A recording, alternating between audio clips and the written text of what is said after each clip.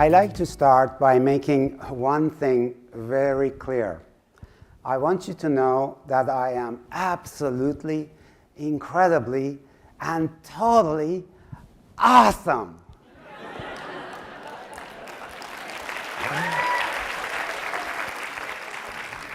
Now, before you start thinking that I have a problem with humility, which I don't, let me add something important. I believe you too are awesome. Is that better now? But I also believe, based on my research, that there is, no, it's me, okay. But I also believe, based on my research, that there's an 80% probability that you have no idea how truly magnificent you really are. You used to know, but you've forgotten. I'm here to show you the science behind how you gradually forget your true self, your true potential, and how you can rediscover and unleash an even happier and more capable version of yourself, the true magnificent you. Is that cool? Great. So I lecture on this topic right here at Stanford, and my work is based on extensive research in neuroscience and psychology. I like to show you my most important evidence proving that you used to know how amazing you really are. Would you like to see that evidence? Well, here it is. Do you think she knows how magnificent she is? Absolutely, she is radiating with it. What about him? Do you think he knows how magnificent he is? Every strand of his hair knows how magnificent he is. And what about these two? I know they know because they are my precious kids, Tisa and Kian. The point is this: you were born as a unique and magnificent being, and you used to know it. But what about this one? Do you think he knows how magnificent he is? He actually has no clue. He used to know, but by the time this picture is taken, he no longer remembers. By the way, this is me. Adorable, right? I told you. So why and how did I begin to forget who I really am? I was born a happy kid in a troubled household. I lived with 4 siblings and my parents in a 2-bedroom apartment in a ghetto. My father was scary, angry, and unpredictably violent. My mother was always running around terrified. I wasn't getting much love.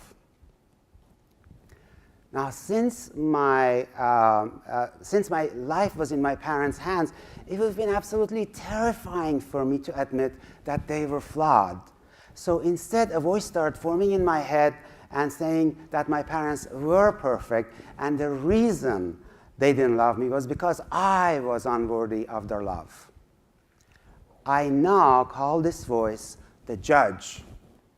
Of course, once the judge started judging me, it also had to start judging everybody else around me so that I would be less terrified.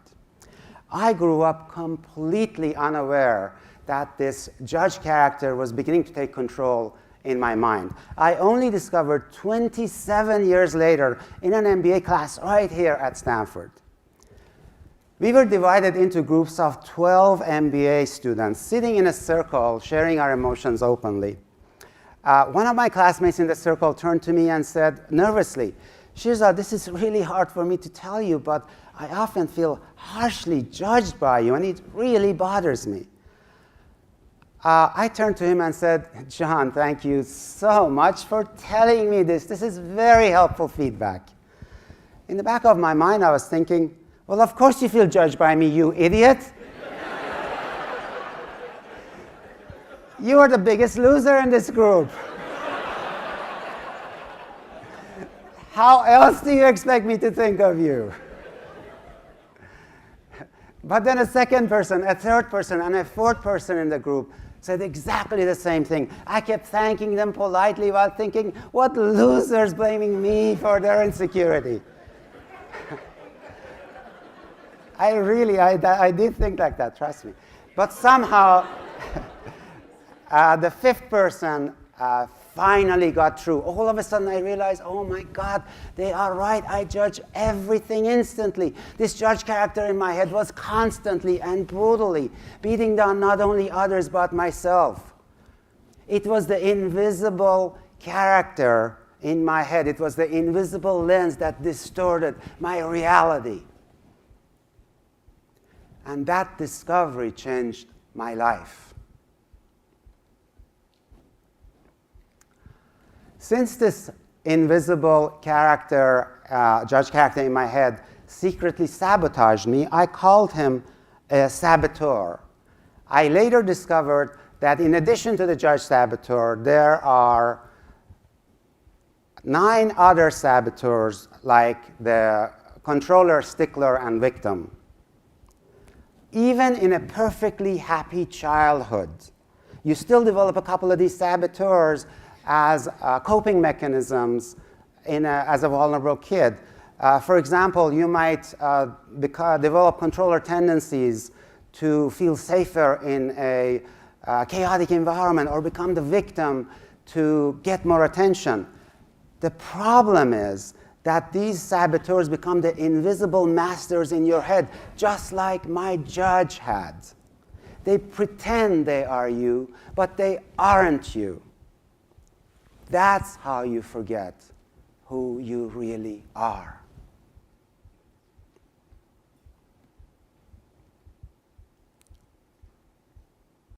A war is constantly raging inside your head between your saboteurs and your original true self, whom I call your sage.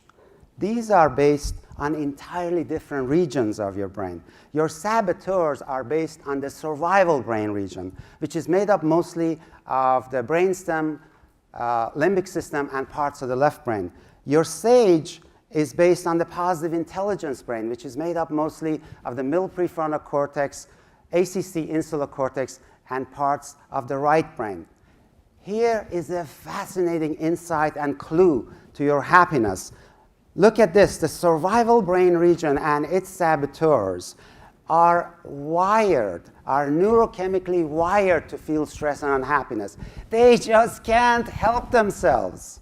If you want to feel consistently happier, you must learn to strengthen your sage and weaken your saboteurs. It's just a matter of neurochemical science. One of the things that I can guarantee you based on my experience is that you can achieve all the great wealth and success in the world and still feel deeply unhappy because of your saboteurs. I once ran a leadership development seminar for more than 100 CEOs and presidents who were all extremely successful and looked perfectly happy on the outside. I told them, look, I have coached too many successful CEOs and billionaires to be still fooled by your facade of confidence and happiness. So I asked them to anonymously write on an index card one secret they never shared about how they really felt inside. With their permission, I'd like to read some of those cards. I am terrified of failing as the leader of my business. I am rarely at peace with myself. I fear dying of an early age from overwork and stress. I am feeling very sad and lonely, and the antidepressants I'm on don't seem to be helping. I battle with constantly ranking and judging everyone around me. I have no idea how to truly connect with my only son. My air of confidence is false. I am self-destructive and I don't know why. I don't love myself very much. I lack strength in resisting temptations and desires. I often feel like I'm a fraud. I worry my materialism is hurting my children. I have been abusing drugs and alcohol to deal with stress. I wish I could run away for 1 year, just be alone. And finally, I'm afraid of ending up like my father, who is unloved and will die alone.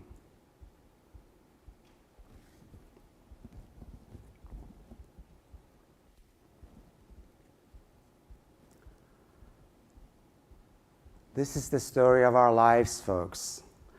I have worked with people ranging from these CEOs to people on the manufacturing floor without high school diplomas.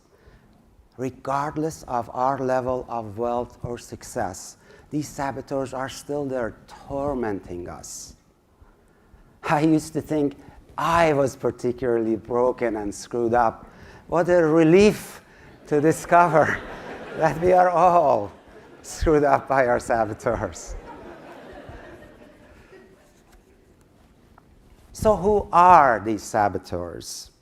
In my research, I have classified the saboteurs based on their motivation for independence, acceptance, or security, and their style of assert, earn, or avoid. This grid shows the gang of 9 saboteurs. They are controller, hyperachiever, restless, stickler, pleaser, hypervigilant, and avoider, victim, hyper-rational. What a cast of characters. Everyone has the master judge saboteur, in addition to at least one from this gang of 9. Now, before you are able to weaken these saboteurs, you need to be able to catch them in your head red-handed. Imagine that you're in the middle of an important project and have just learned that you have completely failed the midway milestones. Here is how some of your saboteurs in your head might be talking. Judge. Oh, I'm a loser, just a stupid loser. Everything will start crashing down now. Controller. But my way is always the right way. Someone else must have screwed up. Victim. Oh, they did it to me again. Just watch, that next lightning will be striking right here. Ow, that hurt. Stickler. I knew it. That report cover used the wrong shade of blue. Avoider. Oh, there's still plenty of time. I wonder where I should go for lunch. Hypervigilant. That's me tearing my hair out, if I still had any. And so on with the other 5 saboteurs. Now, once you catch a saboteur in your mind, what you want to do is just label that thought as saboteur and let it go. Instead of trusting it or pursuing it, just notice the difference between me saying, I will fail tomorrow, versus my pesky judge saboteur says I'll fail tomorrow. You feel the difference? You weaken your saboteurs by exposing and labeling them. Now, how would your sage respond in the same exact scenario? One of the most brilliant things about your sage is the sage perspective. Every outcome or circumstance can be turned into an opportunity. So you ask, how do I turn my failure in this project into an opportunity? This perspective changes everything. With this perspective, you keep your positive intelligence brain activated, which gives you access to 5 great sage powers. Empathize. Your sage knows that beating yourself down when you're already down is absolutely insane. So you feel compassion for yourself and others as fallible humans. This keeps you energized and positive. Explore. You become the fascinated explorer kid in the woods, turning over every rock to see what's underneath it. You become fascinated to discover all the factors contributing to your project's failure. You discover things you couldn't have seen if you were upset or defensive. Innovate. You become the innovative kid on the beach building sandcastles again. Since your positive intelligence brain is wired for creativity, you're able to take all of these discoveries about your project's failure into creative new solutions for the project. And in the interest of time, you would then navigate by choosing a direction and move into fearless, bold action. Your sage performs a lot better and remains positive even in the middle of this crisis. Now, you would only be able to perform this way if you have strong sage muscles. Functional MRI of the brain shows that one technique to build powerful sage muscles is to shift your attention to one physical sensation for 10 seconds, a few times every hour, a few reps an hour. This leads to some surprising recommendations. For example, if you want to perform better in your job, then really, really taste that bite of your crunchy apple. Really see the 100 shades of color in your friend's eyes. Or hug your loved one so attentively that you feel her heartbeat.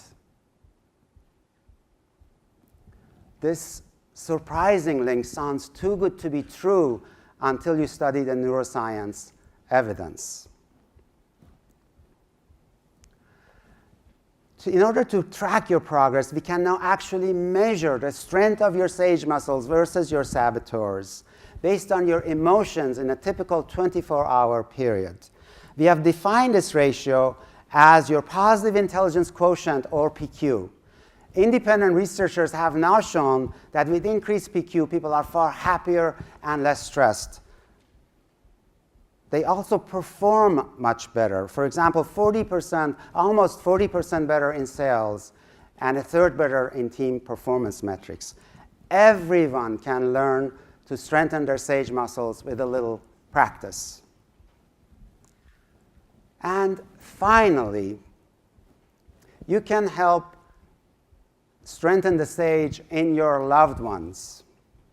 Unlike my daughter Tisa, my son Kian loves tickling. So I have invented a game with him where I start tickling him and stop only if he gives me all the right answers. So I start tickling him and ask Kian, why do I love you so much? He has learned to say, and he says, I don't know, Daddy, why do you love me so much? I ask, is it because you're so handsome? Now I know it's his mother's genes, right? You don't have to tell me that. And he has learned to say, and he says, no, Daddy, it isn't because I am handsome. I ask, is it because you get good grades? No, Daddy, it isn't. Is it because you're good in sports? No, Daddy, it isn't. So I go down a long list of his great qualities, and he keeps saying, no, Daddy, it isn't. So at the end, I pretend great frustration, and I say, so why is it, Kian? Why do I love you so much? And he has learned to say, and he says, Daddy, it's because I am me.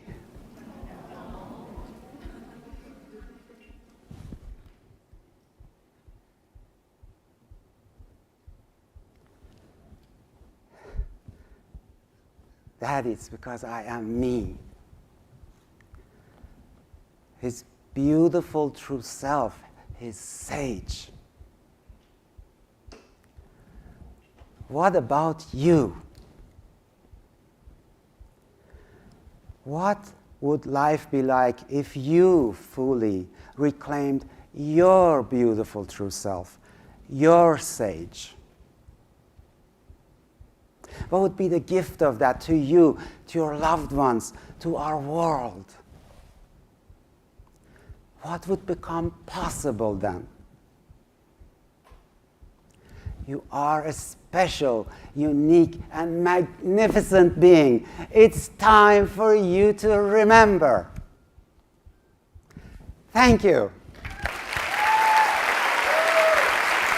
Thank you. Thank you.